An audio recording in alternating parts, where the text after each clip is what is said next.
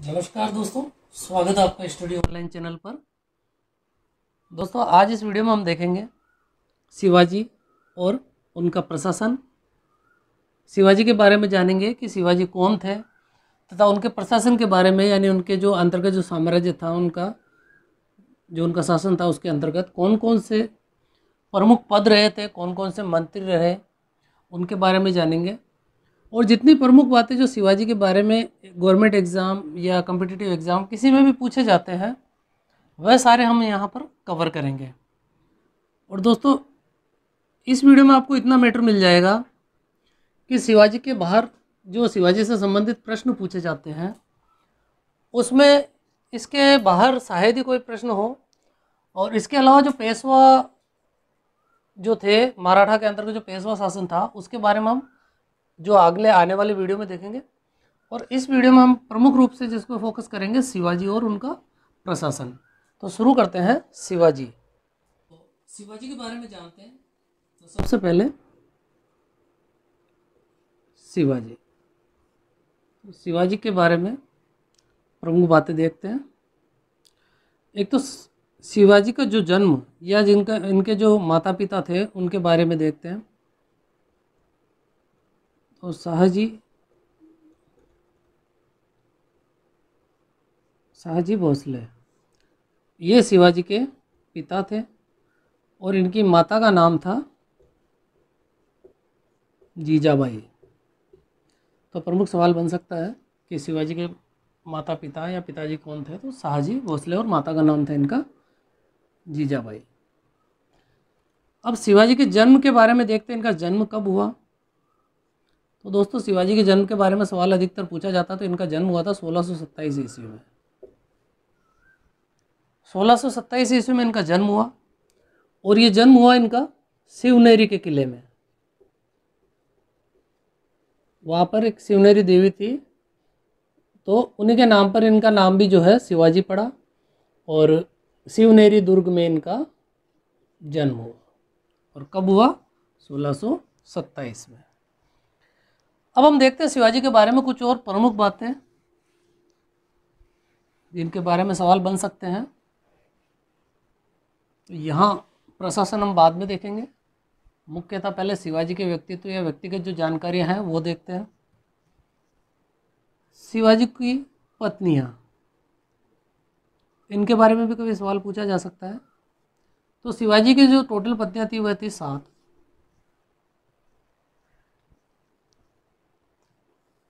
एक एक के बारे में यहाँ हम देखते हैं। तो पहली जो पत्नी थी वह थी सईबाई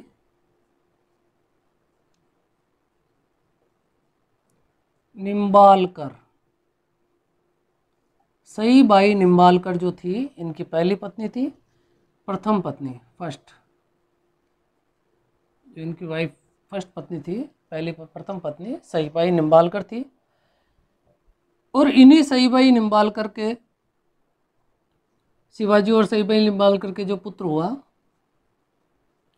उन्हीं का नाम था, हमें देखने को मिलेगा आगे, संभाजी। तो संभाजी जो पुत्र थे, सईबाई निम्बालकर के और शिवाजी के पुत्र थे। और यही संभाजी जो है, संभाजी का विवाह हुआ था दोस्तों येसुबाई के साथ। येसुबाई के साथ इनका विवाह हुआ, और इन्हीं से एक पुत्र हुआ जिनका नाम था, मराठा साम्राज्य में प्रसिद्ध है, उनका नाम था साहू। तो देखा हमने शिवाजी की पत्नी सईबाई निम्बालकर, और इन्हीं के जो पुत्र का नाम था संभाजी और येसुबाई। इनके पुत्र थे संभाजी, और जिनका विवाह येसुबाई के साथ हुआ, और उनके जो पुत्र ने जन्म लिया उनका नाम था साहू। इसके अलावा इनकी और पत्नियां जो है उनके बारे में देखते हैं। तो दोस्तों, इनकी जो दूसरी पत्नी थी वह थी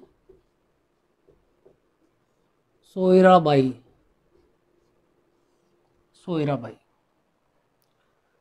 तो इनके बारे में एक प्रमुख बात है जो कभी पूछी जा सकती है कि शिवाजी के जब राज्याभिषेक हुआ था, शिवाजी का राज्याभिषेक के समय यह उपस्थित थी। यानी शिवाजी के राज्याभिषेक के समय अगर पूछा जाए कि कौन सी उनकी पत्नी थी जो उपस्थित थी, तो सोयराबाई जो है वह राज्याभिषेक के समय उपस्थित थी। और इन्हीं सोयराबाई को जो है राजमहिषी या राजमाता का दर्जा दिया गया था। इन्हीं सोयराबाई को जो है राजमहिषी या राजमाता का दर्जा दिया गया। और इन्हीं सोयराबाई का एक पुत्र था शिवाजी, और इन सोयराबाई का एक पुत्र जिसका नाम था राजा राम। जो राजा राम था वह सोयराबाई का पुत्र था। और इन्हीं राजा राम के साथ जो है ताराबाई का विवाह हुआ, और जिनका एक पुत्र था उसका नाम था शिवाजी सेकेंड। तो हमने देखा दोस्तों शिवाजी की पत्नियां प्रमुख जो दो थी उनको देखा हमने, जिनमें सोयराबाई राज्याभिषेक के समय उपस्थित थी, और इनका जो पुत्र था वह राजा राम था, और उसके साथ जो है ताराबाई का विवाह हुआ, और इन्हीं का जो पुत्र हुआ उसका नाम था शिवाजी सेकेंड। तो हमने शिवाजी की जो दो पत्नियों के बारे में देखा। अब इसके आगे और इनकी जो पत्नियां थी उनके बारे में देखते हैं। तो इनकी और पत्नी थी पुतलीबाई। और इनके बारे में प्रमुख बात यही है कि यह शिवाजी की मृत्यु के बाद सती हो गई। अगर सवाल आए कि शिवाजी की कौन सी पत्नी थी जो शिवाजी की मृत्यु के बाद सती हो गई, तो उनका नाम था पुतलीबाई। इसके अलावा जो इनकी पत्नियां थी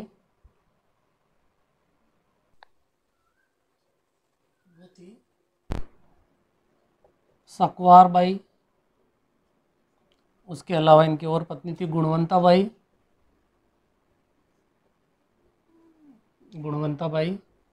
सुगनाबाई, लक्ष्मीबाई।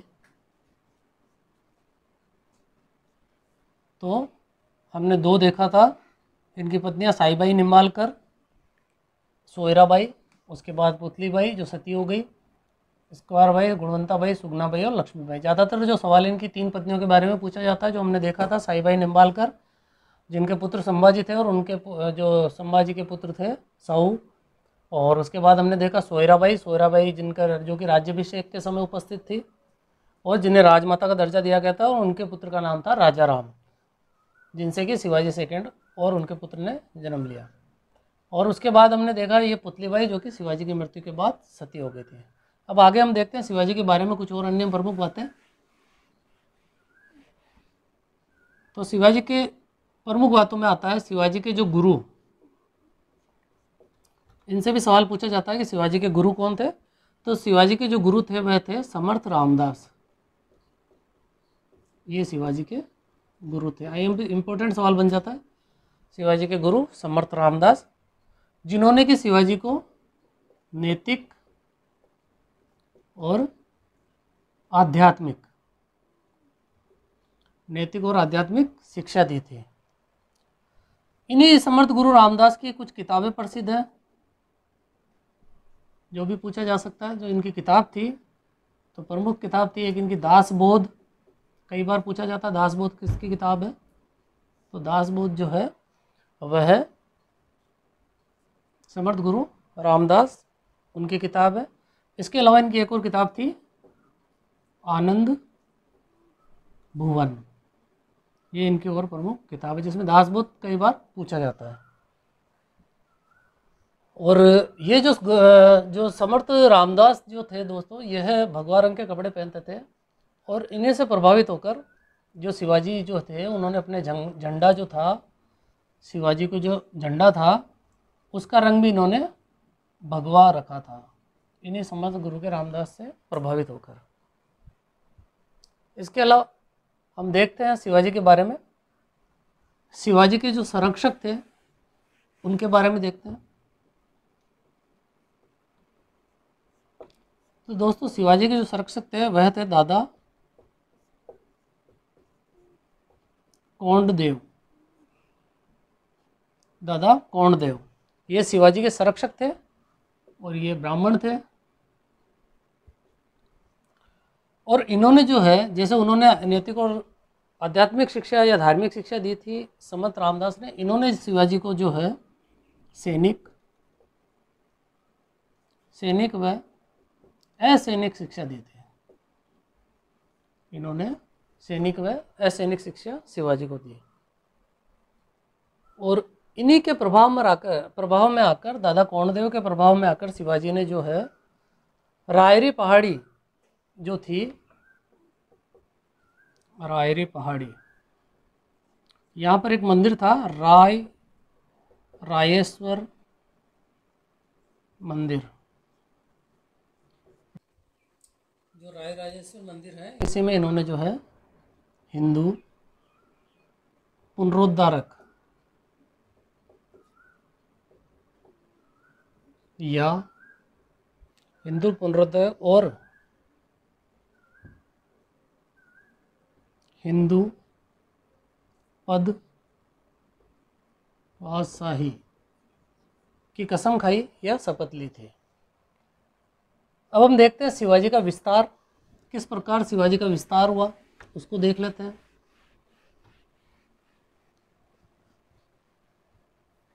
तो शिवाजी का जो विस्तार देखते हैं हम, कैसे कैसे इनका विस्तार हुआ वो देख लेते हैं। तो सबसे पहले 1643 में, 1643 ईस्वी में जो है दोस्तों, शिवाजी ने सिंहगढ़ की विजय की। सिंहगढ़ की विजय 1646 में इन्होंने जो है तोरण और रायगढ़, या जिसको जो कहते हैं मुरबगढ़, इसकी विजय की।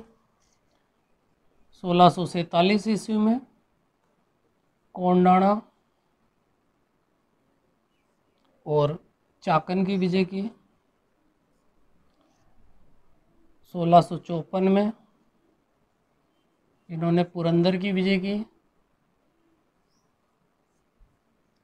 इसके अलावा जो है 1656 में इन्होंने जावली, जुन्नार, इनकी विजय की। तो 1643 में सिंहगढ़ की विजय, 1646 ईस्वी में तोरण रायगढ़ की विजय, 1647 में कोंडाणा चाकन की विजय, 1654 में पुरंदर की विजय और 1656 ईस्वी में जावली और जुन्नार की विजय। इसके अलावा और देखते हैं, 1657 में इन्होंने कोंकण की विजय की। 1659, तो 1659 में देखते हैं हम, 1659 में इनका एक अभियान हुआ था जिसको कहते हैं हम सालेहर का अभियान। सालेहर का अभियान, और ये कब हुआ? 1659 में यह अभियान हुआ था। और इसी सालेहर के अभियान में दोस्तों प्रथम बार इनकी मुगलों से जो भिड़ंत हुई थी या लड़ाई हुई थी, इसमें शिवाजी बीजापुर की तरफ से थे। तो ये हमने देखा सालेहर का अभियान इनका 1659 में हुआ था।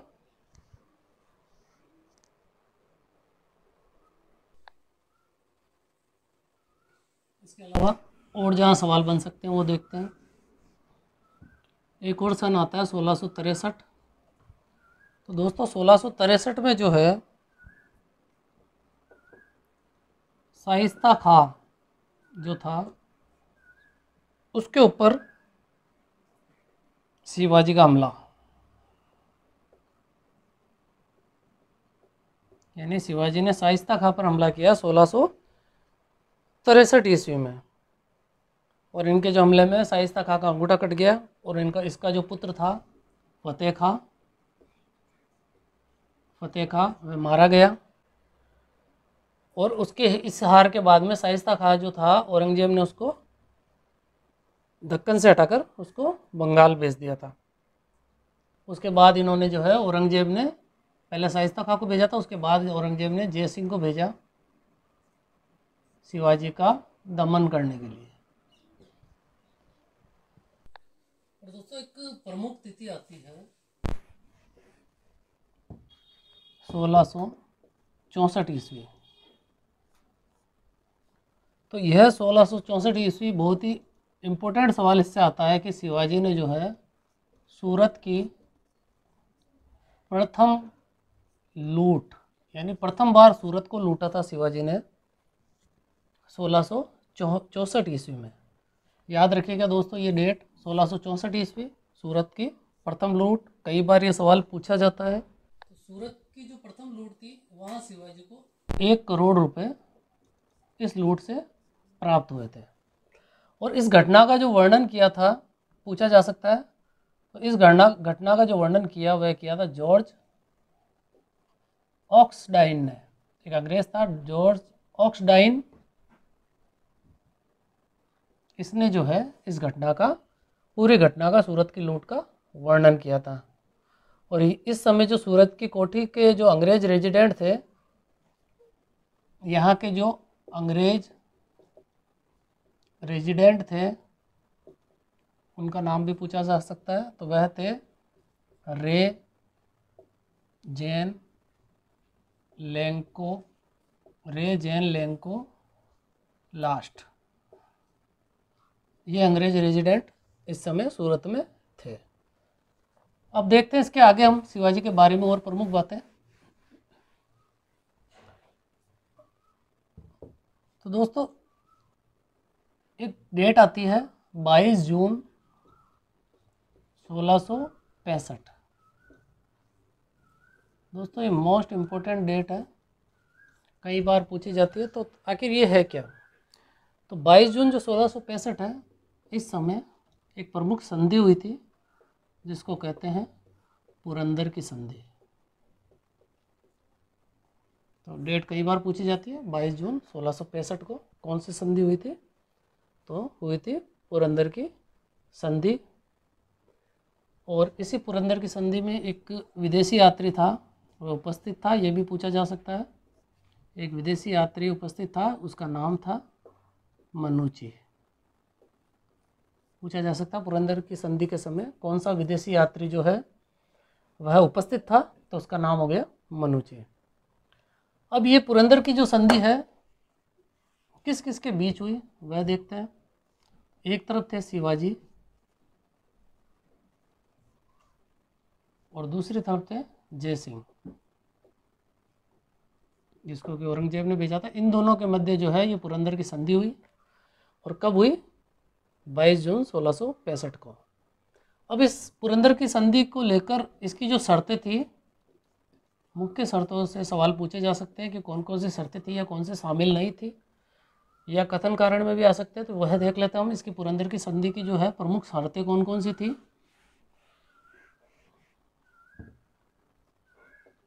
पुरंदर की संधि शर्तें, दोस्तों शर्तों को लेकर कई बार सवाल आता है और ये हुई थी 22 जून 1665 को। तो देखते हैं भाई अब शर्तें। तो सबसे पहला, शिवाजी के लिए दोस्तों ये संधि सही नहीं रही थी। शिवाजी को इस संधि से खूब सारा लॉस हुआ, यानी उनको इस संधि से कोई फायदा नहीं हुआ। तो अब हुआ क्या, इसके अंदर देखते हैं क्या क्या शर्तें की, क्या मुख्य बातें थी इसमें। तो शिवाजी को इनके जो जीते हुए किले थे 35 किलो में से, जो इनमें थे 35 किलो में से 23 किले जो थे, और लगभग ये किले आते थे इनके 2/3 किले, लगभग 2/3 किले, यानी 35 में से 23 किले जो थे यानी 2/3 किले। और इन किलों से इनको जो राजस्व मिलता था वह राजस्व इनको 4 लाख हूण प्राप्त होता था। यानी शिवाजी को 35 किलो में से, जिनमें से 23 किले यानी 2/3 किले जिनका राजस्व था 4 लाख हूण, यह जो है किले मुगलों को देने पड़े, क्योंकि संधि हो रही थी जयसिंह के साथ, यह मुगलों को देने पड़े। तो सबसे इम्पोर्टेंट आ जाता है 35 किलो में से 23 किले मुगलों को देने पड़े। इसके अलावा जो था उनमें और संधि में, शिवाजी की जगह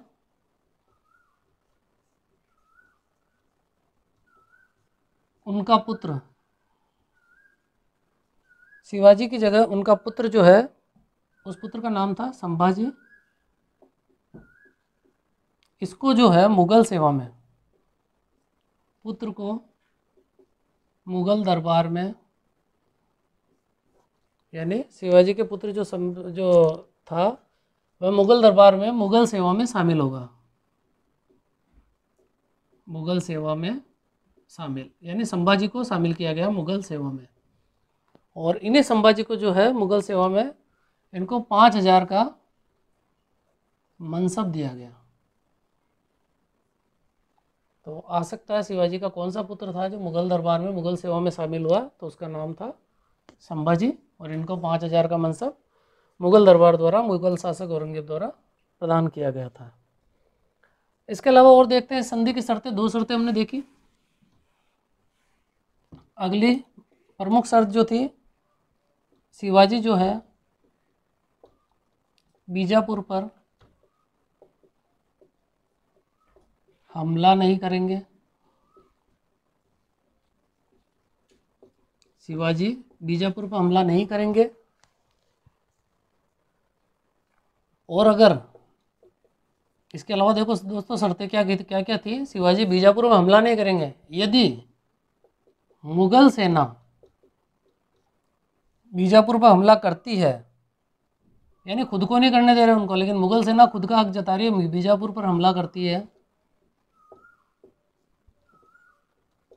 तो शिवाजी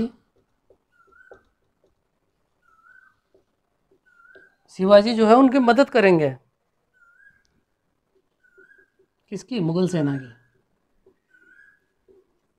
यानी शिवाजी को हमला करने से मना कर रहे हैं, लेकिन खुद अगर हमला करे तो शिवाजी जो है उनकी मदद करेंगे।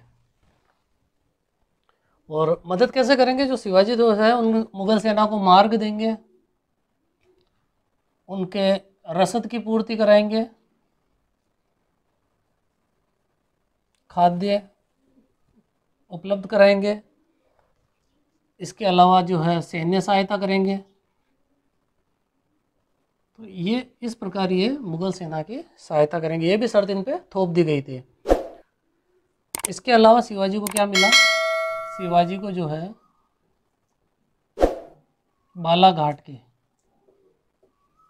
बालाघाट की जागीर दे दी गई। यानी शिवाजी को जो मिली वह बालाघाट की जागीर मिली। और इसी जागीर, देखो जागीर तो दे दी, लेकिन इसके बदले में भी कुछ ले लिया उन्होंने, मुगलों ने। इसके बदले में जो है 40 लाख ऊँट की धनराशि, 40 लाख ऊँट की धनराशि जो है शिवाजी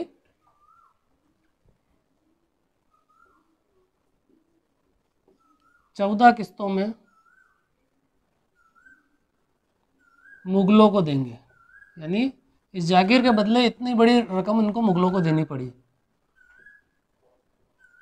तो यह संधि की कुछ प्रमुख शर्तें थी जो शिवाजी के लिए लाभदायक बिल्कुल भी नहीं थी। दोस्तों देखा हमने देखा कि शिवाजी 35 में से 23 किले मुगलों को देने पड़ेंगे, अपने पुत्र संभाजी को मुगल दरबार में जो है शामिल करेंगे। शिवाजी को जो है मुगल सेना की सहायता करनी पड़ेगी, उन्हें खाद्य रसद और सैन्य सहायता देनी पड़ेगी, मार्ग देना पड़ेगा अपने राज्य से। इसके अलावा जो शिवाजी को बालाघाट की अगर जागीर भी दी गई तो उसके बदले में 40 लाख ऊँट की धनराशि शिवाजी 14 किस्तों में जो है मुगलों को देंगे। ये संधि की कुछ प्रमुख शर्तें थी। अब हम आगे देखते हैं। तो हमने 1665 की घटना देखी, अब हम देखते हैं 1666 में क्या हुआ। दोस्तों 1666 में जो है एक घटना हुई।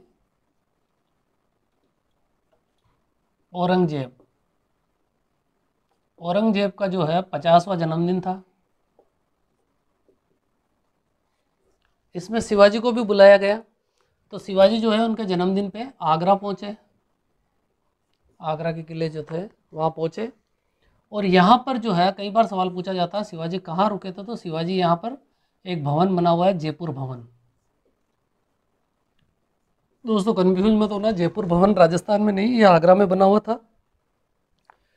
तो शिवाजी जो थे जयपुर भवन में रुके, और इसी जयपुर भवन में जो है शिवाजी की सेवा के लिए शिवाजी की सेवा के लिए एक व्यक्ति रुके थे, एक व्यक्ति को नियुक्त किया गया था, उनका नाम था राम सिंह। पूछा जा सकता है शिवाजी कहाँ रुके थे, तो आगरा में जो है शिवाजी औरंगजेब के जो जन्मदिन पे जयपुर भवन में रुके थे और उनकी सेवा के लिए जो था राम सिंह उपस्थित था। अब जो शिवाजी के साथ यहाँ शिवाजी का अपमान किया गया क्योंकि उनको जो है आगे लाइन में न खड़ा होकर जो 5000 के मनसब की लाइन में उनको खड़ा किया गया था। 5000 मनसबदार की लाइन में शिवाजी को यहाँ खड़ा किया गया। तो इसको शिवाजी ने जो है, शिवाजी इस पर बहुत ही नाराज हुए। शिवाजी ने इसे अपना अपमान समझा और नाराज हुए। तो शिवाजी के नाराज होते शिवाजी ने इसका विरोध किया और विरोध करते शिवाजी को औरंगजेब द्वारा गिरफ्तार कर लिया गया और उन्हें कैद कर लिया गया। कैद करके उनको जो है आगरा के किले में डाल दिया गया। आगरा के किले में उनको कैद कर लिया गया।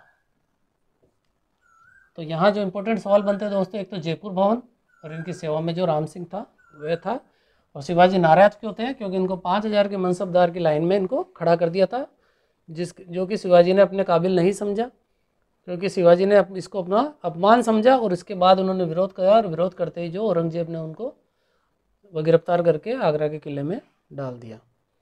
अब हुआ क्या, शिवाजी जो थे जैसे तैसे यहाँ आगरा के किले से छूटे और आगरा से जो है मथुरा, इलाहाबाद, बनारस, गया, उड़ीसा, गोलकुंडा होते हुए वापस वो है महाराष्ट्र पहुँच गए और अपनी शक्ति को वापस बढ़ाने में लग गए। अब हम देखते हैं 1666 के बाद में 1670 की घटना। तो 1670 में एक प्रमुख घटना ही जो पूछी जा सकती है, सूरत की दूसरी लूट। जब शिवाजी ने अपने शक्ति को संगठित कर लिया तो उन्होंने सूरत की दूसरी लूट की। सूरत की पहली लूट जो थी दोस्तों हमने देखी 1664 में हुई और 1670 ईस्वी में जो है सूरत की दूसरी लूट हुई। उसमें इनको 1 करोड़ रुपए मिले थे और इसमें इनको जो है 77 लाख रुपए मिले। 77 लाख की धनराशि इनको प्राप्त हुई। तो सूरत की दूसरी लूट 1670 में। अब इसके अलावा देखते हैं 1673 में इन्होंने क्या किया। 1673 में इन्होंने पन्हाला दुर्ग की विजय की। पन्हाला दुर्ग की विजय की और इसी पन्हाला दुर्ग की विजय में जो है इनकी मदद की थी एक व्यक्ति जिनका नाम था नेताजी पालकर। और इन्हीं को जो है दोस्तों पूछा जा सकता है, इनको द्वितीय शिवाजी के नाम से जाना जाता है। यानी नेताजी पालकर ने जो है शिवाजी की मदद की थी और इन्हीं को द्वितीय शिवाजी कहा जाता है। पूछा जा सकता है पन्हाला दुर्ग की विजय कब हुई, 1673 में। किसने मदद की, नेताजी पालकर ने, जिनको क्या कहा जाता है, द्वितीय शिवाजी। अब हम 1674 की घटना देखते हैं। इसमें क्या हुआ, तो सबसे इम्पोर्टेंट घटना आएगी दोस्तों 1674। पूछा जाता है कई बार, मोस्ट इम्पोर्टेंट। तो 1674 में जो है शिवाजी का राज्याभिषेक, 1674 ईस्वी में शिवाजी का राज्याभिषेक हुआ था। कहाँ हुआ था ये भी पूछा जाता है। तो रायगढ़ के किले में, रायगढ़ के किले में इनका राज्याभिषेक हुआ था। कब हुआ था, उसकी डेट थी 1674, तो हमको ही है मालूम, 6 मार्च 1674 ईस्वी में शिवाजी का राज्याभिषेक हुआ था। और इसी समय शिवाजी ने इनके राज्याभिषेक के समय एक नया संवत चलाया। पूछा जा सकता है दोस्तों, कई किताबों में दिया हुआ नहीं है, ये सवाल पूछा जा सकता है। इन्होंने एक नया संवत चलाया जिसका नाम है राजवत संवत। इन्होंने जो संवत चलाया उसका नाम है राजवत संवत। और हमने देखा था उस समय शिवाजी के राज्याभिषेक के समय इनकी एक पत्नी थी जिसका नाम था सोयराबाई, यह उपस्थित थी। सोयराबाई इनके राज्याभिषेक के समय उपस्थित थी। इसके अलावा और क्या हुआ इनके राज्याभिषेक के समय, वो देख लेते हैं। और इन्हीं सोयराबाई को जो है राजमाता कहा जाता था। राजमाता या राजमहिषी के नाम से जाना जाता था। राजमाता का दर्जा इन्हें प्राप्त था। इसके अलावा इसी राज्याभिषेक में काशी के एक विद्वान ब्राह्मण थे, विद्वान ब्राह्मण, जिनका नाम था दोस्तों विश्वेश्वर भट्ट।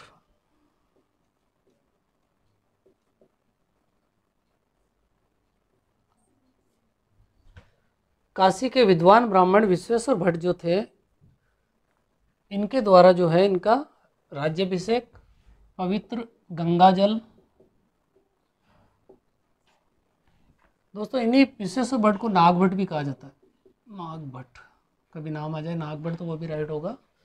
तो इनको जो है गंगाजल द्वारा इनका राज्याभिषेक किया गया, प्लस 7 धातुओं से इनका तुलादान भी किया गया। तो इनके राज्याभिषेक के बारे में देखा हमने। 6 मार्च 1674 का इनका राज्याभिषेक हुआ, रायगढ़ के किले में हुआ। अपने इसी उपलक्ष्य में इन्होंने नया संवत राजवंश संवत चलाया। इनकी पत्नी सोयराबाई उपस्थित थी इस समय। और काशी के विद्वान, कई बार पूछा जाता है इनका नाम, विश्वेश्वर भट्ट जो थे, इन्होंने इनका राज्याभिषेक करवाया और 7 धातुओं से इनका तुलादान किया गया और गंगाजल से इनका राज्याभिषेक किया गया। और इन्होंने जो है इसी समय सोने का एक सिक्का चलाया, इसे हूण कहा जाता है, और तांबे का जो है सिवराई सिक्का चलाया, तांबे का सिवराई। ये 2 सिक्के इन्होंने चलाए, सोने का हूण और तांबे का सिवराई। इनके राज्याभिषेक के समय हमने देखा था एक अंग्रेज था, जॉर्ज ऑक्सडाइन, ये उपस्थित था। पूछा जा सकता है शिवाजी के राज्याभिषेक के समय कौन सा अंग्रेज उपस्थित था, तो जॉर्ज ऑक्सडाइन उपस्थित था। और इनके राज्याभिषेक के समय एक और घटना हुई थी। इनके राज्याभिषेक के 12 दिन बाद जो है इनकी माँ जीजाबाई की मृत्यु हो गई। जीजाबाई की मृत्यु, और इसको शिवाजी ने, इस राज्याभिषेक को इसी कारण से इन्होंने इसको अशुभ समझा या अपशकुन माना इसको, कि ये राज्याभिषेक सही नहीं हुआ, और इसको अपशकुन मानकर उन्होंने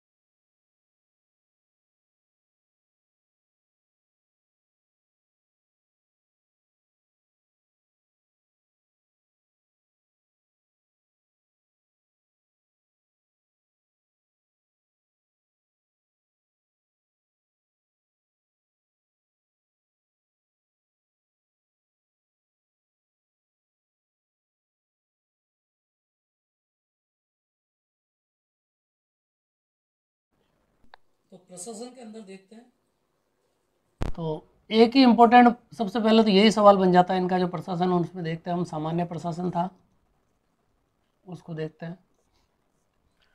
तो इसी के अंतर्गत इनके जो थे अष्ट प्रधान,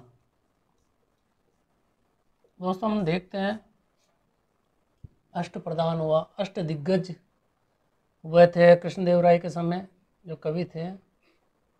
और यह अष्ट प्रधान जो है वह शिवाजी के समय तक पूछा जा सकता है कि अष्ट प्रधान किसके समय थे, तो ये शिवाजी के समय थे। और आखिर ये थे क्या, तो यह जो थे 8 मंत्रियों का समूह था। अष्ट प्रधान जो था 8 मंत्रियों का समूह था, पूछा जा सकता है शिवाजी के समय अष्ट प्रधान क्या थे, तो 8 मंत्रियों के ये समूह थे। अब ये 8 मंत्रियों के समूह में से दोस्तों सवाल पूछे जा सकते हैं, तो उसको देखते हैं 8 मंत्रियों के समूह कौन कौन से। तो जो 8 मंत्री थे उनको देखते हैं 8 मंत्री कौन कौन थे। तो सबसे पहले पेशवा, पेशवा के बाद थे सुमंत, और अमात्य, वाक्यानवीस,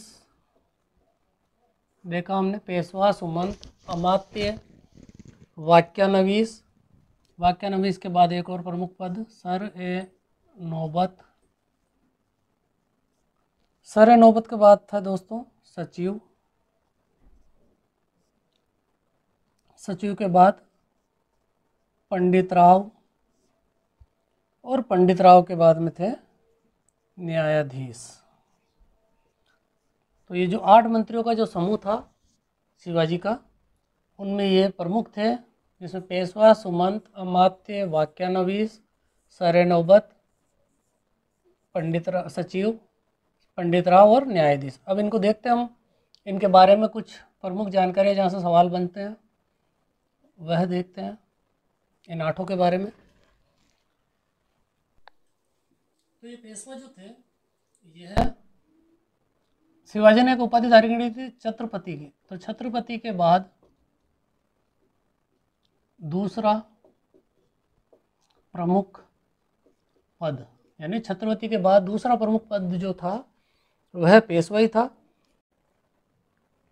इनके द्वारा जो इस पद पे जो था, पेशवा के पद पर, उस समय ये महत्वपूर्ण पद था। इनको जो इन्होंने नियुक्त किया था वह किया था मोरोपंत पिंगले को, इस पद पर नियुक्त किया था। इसके अलावा जो सुमंत है, कई बार बहुत इंपॉर्टेंट सवाल बनता है इनके बारे में। ये सुमंत जो है ये विदेश मंत्री थे, यानी सुमंत पूछा जाता सुमंत क्या थे शिवाजी के समय अष्टप्रधान में, तो ये विदेश मंत्री का पद था। और विदेश मंत्री इन्होंने नियुक्त किया था रामचंद्र पंत को। रामचंद्र पंत को जो है इन्होंने विदेश मंत्री नियुक्त किया था। तीसरा ये भी इम्पोर्टेंट पद है अमात्य। तो ये जो अमात्य जो थे वित्त मंत्री थे, वित्त मंत्री का पद था, यानी ये जो थे आय व्यय का लेखा जोखा करते थे, आय व्यय देखते थे, आय व्यय का लेखा जोखा करते थे। और इसी पद पर जो है इन्होंने 2 नीलकंठ बंधु थे, एक का नाम था नीरो नीलकंठ और दूसरे का नाम था दोस्तों रामचंद्र नीलकंठ। इनको रखा था इन्होंने वित्त मंत्री या अमात्य के पद पर। और अगले जो वाक्यानवीस का पद था दोस्तों, यह क्या था, तो वाक्यानवीस जो होते थे यह इनको एक तरह से गृह मंत्री होते थे, गृह मंत्री, या इनको कह सकते हैं सूचना प्रसारण मंत्री, गृह मंत्री या सूचना प्रसारण मंत्री होते थे। और इसी पद पर इन्होंने जो रखा था दत्ता जी त्रयंबक, इनको इस पद पर रखा था। ये भी कई बार पूछा जाता वाक्यानवीस क्या होता था, तो इसको गृह मंत्री या सूचना प्रसारण मंत्री कहते थे। एक और इम्पोर्टेंट नाम आ रहा हमारे सामने सर ए नौबत। तो दोस्तों सर ए नौबत क्या था, ये सेनापति का पद था, सेनापति का पद था। और इसमें प्रमुख बात थी जो इस बाकी सब में ब्राह्मण हो सकते थे, लेकिन ये सर ए नौबत जो था वो ब्राह्मण नहीं होता था, पूछा जा सकता है। यह ब्राह्मण नहीं होता था। और इस सेनापति के पद पर इन्होंने नियुक्त किया था हमीर राव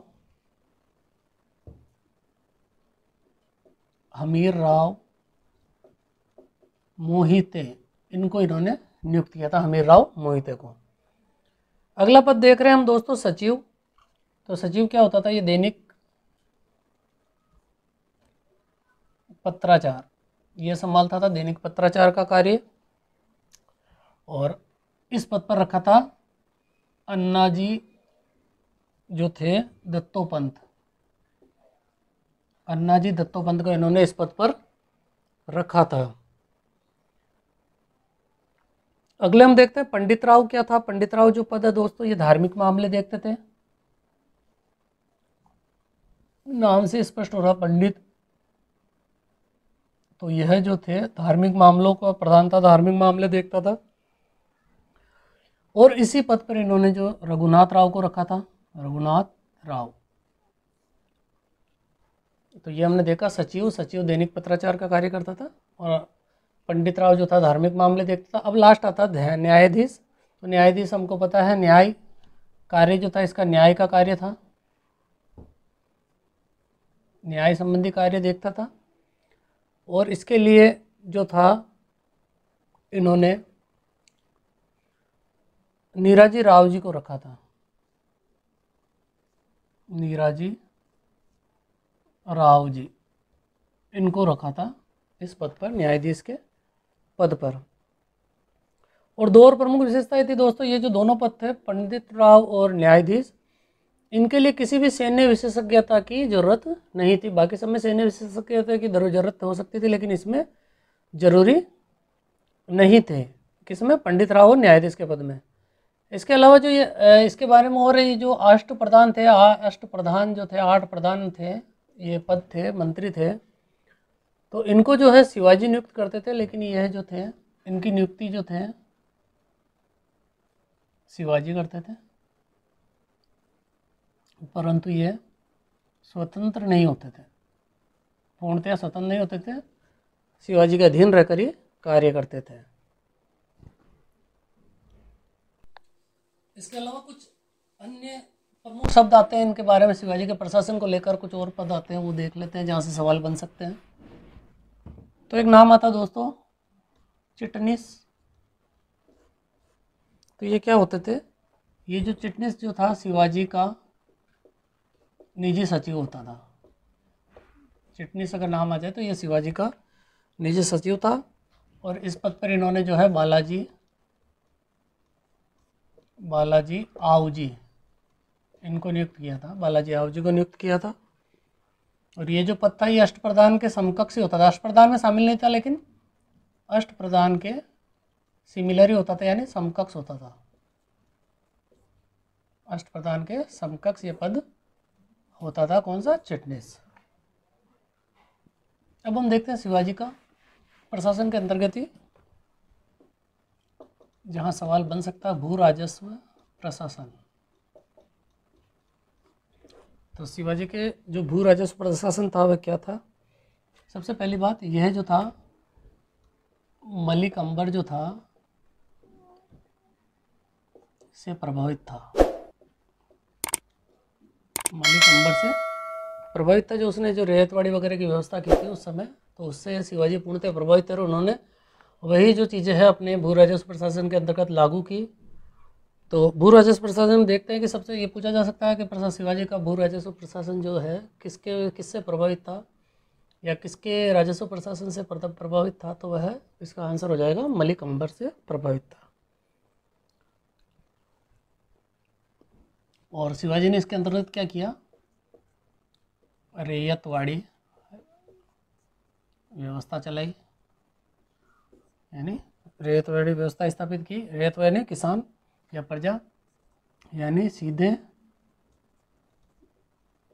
प्रजा से जो है संबंध था। और इसके अंतर्गत एक इम्पोर्टेंट बात आती है जो पूछी जाती है, कर की दर क्या थी? तो दोस्तों कर की जो दर थी इसमें 2/5 थी, यानी 40%। 2/5 या 40% जो थी कर की, टैक्स की जो थी दर थी। और कर के बारे में देखें, कर जो है अनाज प्लस नकद, अनाज और नकद दोनों रूप में लिया जाता था। और इस कर को वसूलने वाला जो था उसको पटेल कहते थे। पटेल जो है कर वसूलने का कार्य करता था। कर वसूली कार्य कौन करता था? पटेल करता था। और यही पटेल जो है दोस्तों, ये गांव का हेड होता था, गांव का मुखिया होता था। पटेल गांव का मुखिया होता था। देखा, कर की दर 2/5, 40%, अनाज नगद और राजस्व जो था अनाज में और नगद दोनों रूपों में लिया जाता था। जिनकी वसूली का कार्य करता था पटेल, ये गांव का मुखिया होता था। और पटेल का जो पद है दोस्तों, एक तो यह वंशानुगत होता था, और इसके अलावा ये हस्तांतरणीय भी था, यानी दूसरों को भी दे सकते थे, इसका क्रय विक्रय कर सकते थे। इसके अलावा कुछ प्रमुख और थे, जैसे कुलकर्णी क्या होता था, ये नाम भी आ जाता कि प्रशासन के दौरान शिवाजी के कुलकर्णी क्या था, तो यह जो था जमीन का ब्यौरा रखता था, यानी माप चौक जो था उसका ब्यौरा, पूरा वर्णन या ब्यौरा रखता था, जमीन का ब्यौरा रखता था। इसके अलावा और देखते हैं,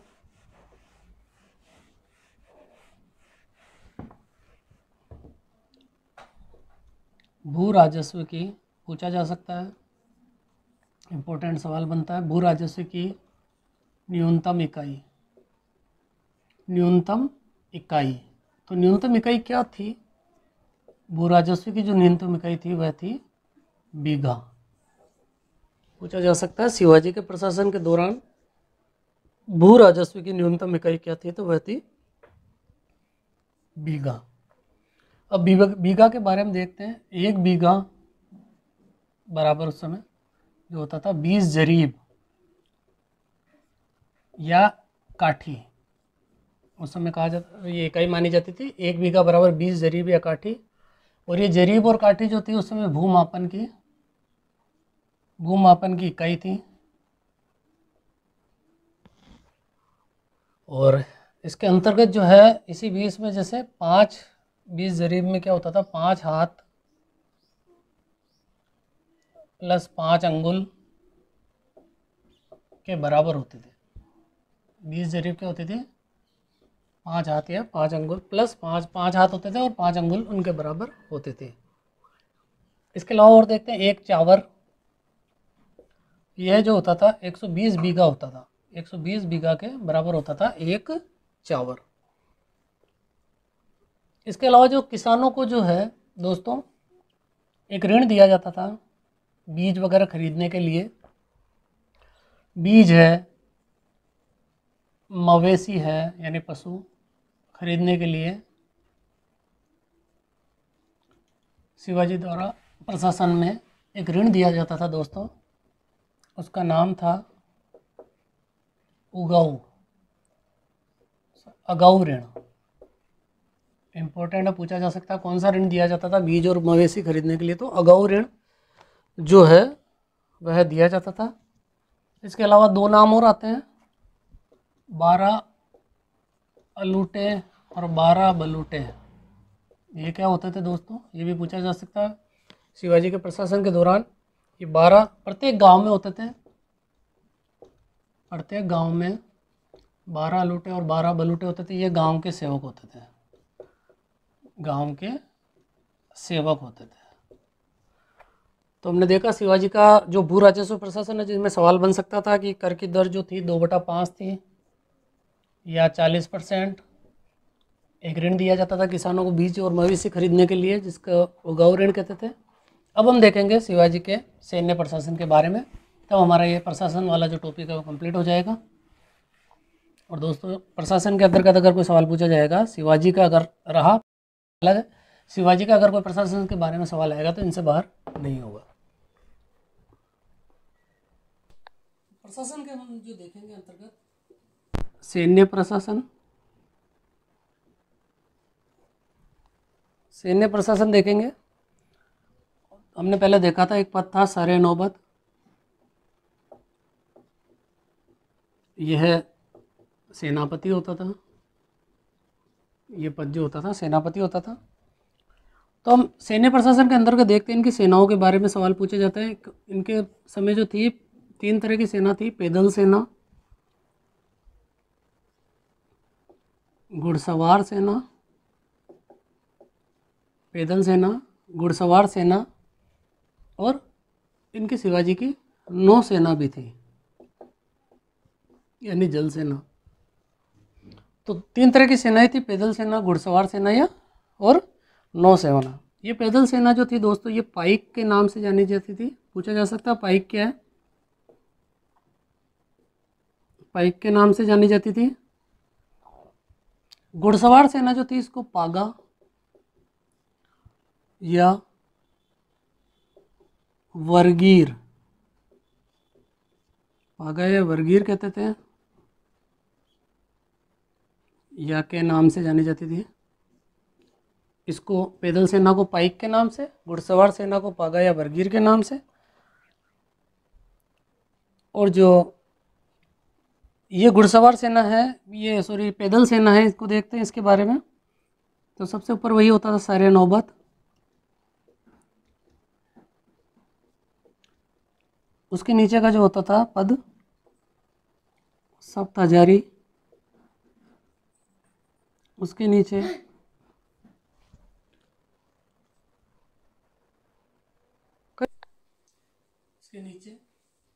जो होते थे सप्त हजारी, सप्त हजारी के नीचे होता था 1,000, 1,000 के नीचे होता था जुमलादार, और सबसे नीचे होता था जुमलादार के नीचे होता था हवलदार, और हवलदार के नीचे जो होता था वह होता था नायक। पूछा जा सकता है कि नायक जो है पैदल सेना का अधिकारी था, और सबसे जो निम्नतम अधिकारी उसको क्या कहा जाता था पैदल सेना में, तो वह नायक कहा जाता था। और ये जो नायक जो था वो होता था दोस्तों, ये 9 पैदल सैनिकों का प्रमुख होता था। 9 पैदल सैनिक प्रमुख, 9 पैदल सैनिकों का ये प्रमुख होता था। सेम टू सेम घुड़सवार सेना में भी ऐसा ही हो जाएगा।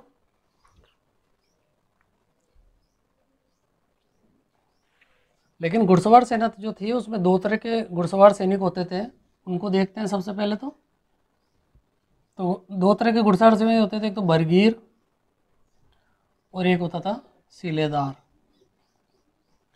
बरगीर कौन होते थे दोस्तों? इनके पास जो था राज्य की तरफ से इनको घोड़ा और अस्त्र शस्त्र दिए जाते थे, और ये जो था स्वयं के घोड़े और अस्त्र लेके आते थे।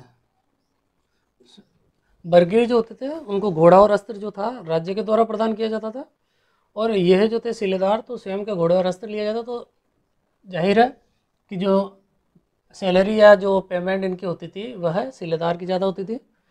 और इसमें हमने यहाँ देखा था सारे नौबत, और ये अधिकारी देखे थे कैसे ऊपर से नीचे के क्रम में, तो यहाँ भी वो कभी हो जाएगा सारे नौबत। उसके बाद में जैसे यहाँ सप्त हजारी था तो यहाँ आ जाएगा पंच हजारी, सारे नौबत के बाद आ जाएगा पंच हजारी। उसके बाद वही 1,000, 1,000 यानी 1000 पे सैनिकों में, घुड़सवारों पर। और 1,000 के बाद वही जुमलादार, जुमलादार के बाद हवलदार। और यहाँ जो ये 9 पैदल सैनिकों का प्रमुख था, और यह जो था यह हवलदार, यहाँ जो सबसे निम्नतम पद होता था, यह 25 घुड़सवारों का प्रमुख होता था। 25 घुड़सवार प्रमुख। यहाँ पैदल सेना में सबसे निम्नतम पद था नायक, यहाँ है हवलदार, और ये 9 पैदल सैनिकों का प्रमुख था। और वहाँ जो हवलदार है वह 25 घुड़सवारों सैनिकों या 25 घुड़सवारों का प्रमुख होता था। अब हम शिवाजी की नौसेना के बारे में देख लेते हैं, ये भी इम्पोर्टेंट है नौसेना। तो नौसेना के बारे में देखते हैं हम। नौसेना का जो प्रमुख होता था उसको सरखेल कहा जाता था। इम्पोर्टेंट सवाल है। सरकेल क्या होता है? नौसेना प्रमुख है। और शिवाजी के दौर और देखते हैं। इन्होंने प्रथम नौसेना दुर्ग वह बनाया था जिसका नाम था विजय दुर्ग। प्रथम नौसेना दुर्ग था इनका विजय दुर्ग, जो कि 1653 में बना। इसके अलावा और दुर्ग थे इनके। सुवर्ण दुर्ग, यह 1660 में बना। इसके अलावा सिंधु या मलवन दुर्ग, यह बना दोस्तों 1664 में। तो हमने देखा इनके जो प्रथम नौसेना दुर्ग था वो विजय दुर्ग था। इसके अलावा शिवाजी ने जो नौसेना के अंतर्गत है ना, नौसैनिक अड्डे बनाए थे। नौसैनिक अड्डे बनाए थे। तो वह नौसैनिक अड्डा पूछा जाता कई बार, इम्पोर्टेंट नाम है दोस्तों। नौसैनिक अड्डा है कोलाबा में बनाए थे। इसके अलावा कल्याण, भिवंडी में, यहाँ पे भी इनके नौसैनिक अड्डे थे। और जो नौसेना का जो बनाने का उद्देश्य था इनका दोस्तों, सीधी थे उस समय तटवर्ती इलाकों पे। सीधी लोग जो रहते थे गुजरात के तटवर्ती और इन आदि इलाकों पर, तो सीधियों के हमले को रोकने के लिए इन्होंने नौसेना का निर्माण किया। ये जो सीधी रहते थे ये मुगल तटवर्ती क्षेत्रों में रहते थे। मुगलों के जो क्षेत्र थे तटवर्ती क्षेत्र, वहाँ ये सीधी लोग रहते थे। और इनके हमले को रोकने के लिए शिवाजी ने नौसेना का निर्माण किया। और उसके अलावा व्यापार के लिए भी नौसेना का निर्माण किया। और शिवाजी ने जो अब किया था, इन्होंने पुर्तगालियों की मदद से किया था। पुर्तगालियों की मदद से इन्होंने अपने नौसैनिक जो थे बेड़े, उनका विकास किया। और कितने बेड़ों का विकास किया इन्होंने? अपने 20 बेड़ों का विकास पुर्तगालियों की मदद से किया था। इसके अलावा शिवाजी के युद्धपोत देखते हैं, नौसेना के अंतर्गत ही। तो इनका जो प्रथम युद्धपोत था उसको गुराब या गुहराब के नाम से जानते हैं। और इसके अतिरिक्त इन्होंने धुरव है, सिवार है, पाल है, मंजूहास आदि युद्धपोत बनाए थे। इनका एक व्यापारिक युद्धपोत है, उसका नाम पूछा जा सकता है। तो व्यापारिक युद्धपोत है इनका टरोड जो था। और इसके अलावा पमार था। ये इनके युद्धपोत थे। तो हमने देखा दोस्तों आज शिवाजी और उनके प्रशासन के बारे में। तो लगभग सारे तथ्य जो है इसमें कंप्लीट कर दिए गए। और इस वीडियो से बाहर अगर शिवाजी से संबंधित कोई सवाल हो तो शायद ही आएगा, क्योंकि सारे इंपॉर्टेंट तथ्य जहाँ जहाँ से सवाल बनते हैं इस वीडियो में मैंने आपको बताए। और दोस्तों अगर वीडियो पसंद आया आपको तो प्लीज़ लाइक कीजिए, शेयर कीजिए। और अगर आप चैनल पर नए हैं तो सब्सक्राइब कीजिए। धन्यवाद।